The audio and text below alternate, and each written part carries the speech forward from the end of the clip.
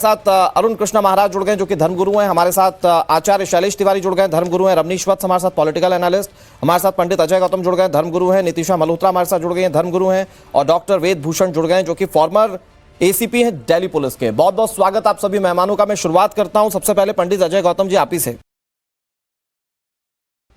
मतलब हिंदू धर्म में अगर देखें तो पदवी के हिसाब से सबसे ऊपर का स्थान हासिल है उनके पास, लेकिन इतने गंभीर आरोप लग रहे हैं कि उन्होंने जो धर्मार्थ की शिक्षा उन्हें पूरे समाज को देनी चाहिए थी, उस धर्मार्थ की शिक्षा देने वाले पर यह आरोप लग रहा है कि उन्होंने दुराचार किया छोटे बच्चों के साथ। यह आरोप अपने आप में बहुत गंभीर है सर। और अब ऐसा लग रहा है क्योंकि पॉक्सो एक्ट के तहत मामला दर्ज है, ऐसा लग रहा है गिरफ्तारी तय है। आपने सुना, आप जानते हैं जिसने कंप्लेंट दर्ज कराई है आशुतोष महाराज, वो एक हिस्ट्री शीटर है। 21 मुकदमे उसके खिलाफ शामली थाने में दर्ज हैं, रंगदारी से लेके गैंगरेप तक के।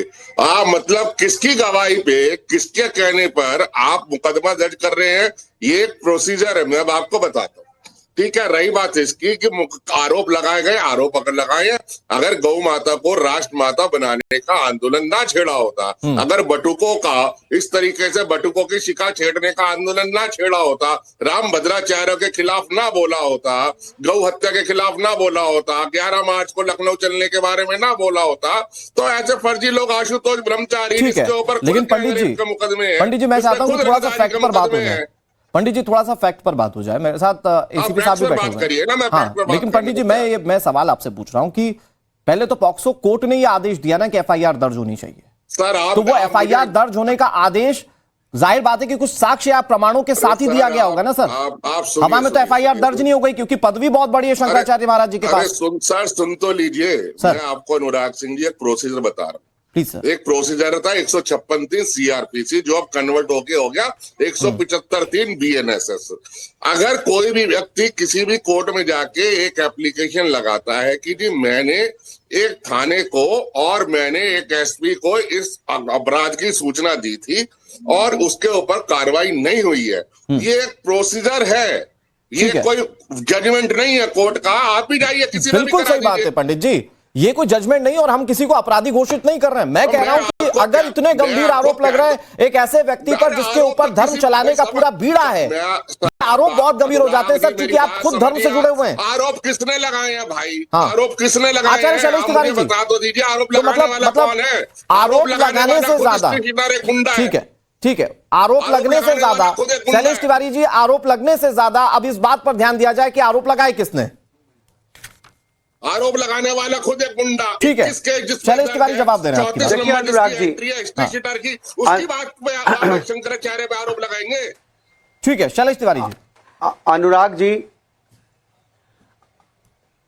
जी, सबसे दुखद बात है कि यहां राजनीतिक मुद्दे से अब मुद्दा आ गया इस तरह का गंभीर आरोप का। यह शंकराचार्य पद, जितना बड़ा पद है, उस पद की गरिमा का अपमान है। और अगर लोअर कोर्ट में सब साक्ष्य देख करके इसके बाद एफआईआर का अगर उन्होंने जो माननीय जज साहब ने आदेश किया एफआईआर का, तो यह भी बहुत बड़ा दुखदाई और बहुत बड़ा चिंता का विषय है। अपमान और बदनामी पूरे सनातन धर्म का है और इसकी चुस्की, इसका मजा जो है वह दूसरे धर्म के धर्मावलंबी लोग ले रहे हैं। तो अगर जो कुछ भी होगा तो कानून के हाथ में है, दूध का दूध पानी का पानी साक्ष्य के आधार पर होगा। अगर अभुमतेश्वरानंद जी इसमें दोषी नहीं है तो आशुतोष ब्रह्मचारी के खिलाफ इतना बड़ा मुकदमा चले कि उनको सबसे बड़ा से बड़ा सजा हो। और अगर अभुमतेश्वरानंद दोषी हैं तो ऐसे व्यक्ति के खिलाफ भी ऐसी सजा होनी चाहिए जिसको धर्म के नाम पर इतना बड़ा अपमान। अब तो ऐसी स्थिति उत्पन्न हो गई है, इतना बदनामी हो रही है सनातन धर्म का। ठीक है, अपने आप में दुखदाई है। ठीक है निशिता जी, देखिए ये सनातन धर्म की, पूरे सनातन धर्म की बेइज्जती से जोड़कर देखा जा रहा है। बिल्कुल। तो आज आरोपों पर ज्यादा जोर दिया जाए या आरोप किसने लगाए इस बात पर जोर देना चाहिए? थैंक यू अनुराग जी और सभी पैनलिस्ट को और सभी दर्शकों को राधे राधे। देखिए रिपोर्ट में दिखाया गया कि 2 बच्चों के साथ गलत हुआ और वो 2 बच्चे आशुतोष जी के पास पहुंचे। वो 2 बच्चे ना पुलिस गए ना किसी और मठ में गए, वो सिर्फ आशुतोष जी के पास ही पहुंचे, पहली बात तो। और अगर वो बच्चे आपके पास पहुंचे भी, आप किसी पुलिस के पास कहीं ना कहीं तो गए होंगे, कमिश्नर के पास, तो आपके पास उस समय का वो क्यों नहीं है? इतने दिन क्यों लगाए गए? पहला क्वेश्चन तो ये उठता है। और जो शिकायत करता है उसके खिलाफ इतने खुद के केसेस चल रहे हैं, दूसरा पॉइंट। तीसरा पॉइंट, तो निशिता जी मैं सॉरी, मैं बीच में रोक रहा हूं मैं आपको। तो फिर वो जो मीटू वाले केसेस में कई मामले जो कई सालों बाद खुलकर आए, आपको लगता है कि फिर उसमें भी नहीं बोलना चाहिए था, महिलाओं को चुप हो जाना चाहिए था, अगर आप टाइमिंग को लेकर सवाल उठा रही हैं तो? देखिए, टाइमिंग को लेके सवाल तब उठा रही हूं जब औरतें कहीं ना कहीं डर जाती है। बच्चे आपके पास आए, आपके संज्ञान में कोई केस आया, तो आप उसके लिए खिलाफ कुछ ना कुछ कार्रवाई तो करेंगे। उसमें टाइम क्यों लगाया गया? पहली बात, क्योंकि आपके पास तो पावर भी है, आपके पास तो सब कुछ है, तो आपने क्यों लगाया टाइम?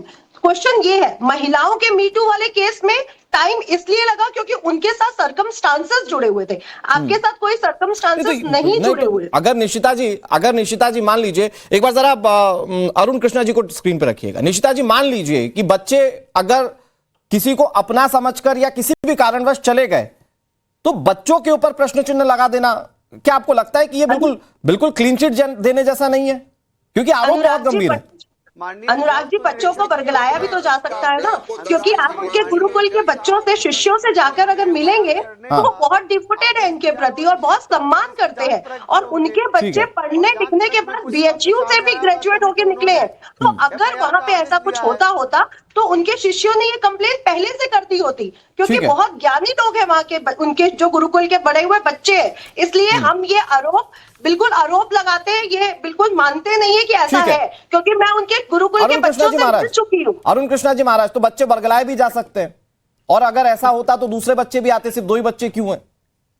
बिल्कुल ठीक है अरुण कृष्णा जी। ऐसा है, देखिए शास्त्र कहते हैं सत्यम धर्मस्तपो योगा सत्यम ब्रह्म सनातना सत्यम यज्ञ परा प्रोक्ता सर्वम सत्य प्रतिष्ठितम। सनातन जो धर्म है वो केवल सत्य है और सत्य ही सनातन धर्म है। मैं ये कहना चाहता हूं, देखिए इसे अंधभक्ति कहते हैं। हम ये कहते हैं केस में दम है या नहीं है, ये एक अलग विषय है। विषय ये है कि क्या ये व्यक्ति जिनको हम शंकराचार्य कहते हैं, मुझे तो इस बात से भी कोई मेरा विरोधाभास नहीं कि शंकराचार्य है या नहीं। विरोध यहां पर यह है कि क्या शंकराचार्य के पद पे बैठा व्यक्ति क्या शंकराचार्य के कार्य कर रहे हैं? एक व्यक्ति जो अतीक अहमद, जैसे आप एक मिनट सुन लीजिए, आप आपके पीछे बोला नहीं था। नितिशा जी, एक मिनट ओपनिंग कमेंट्स ले लें, उसके बाद फिर आप कर रही है ना, जो आप कर रही है इसी अंधभक्ति कहते हैं। पहले सुन लीजिए, आप सुन लीजिए फिर बोलिएगा। आपको कुछ पता है नहीं, बस पीछे बोल रही हैं आप ये सोचिए कि एक व्यक्ति जो आतिक अहमद नाम के आतंकवादी की मृत्यु पर कहता है, उसका समर्थन करने की बजाय वो ये कहता है कि भैया ये तो सिस्टम का फेलियर है, ये तो न्याय व्यवस्था का फेलियर है।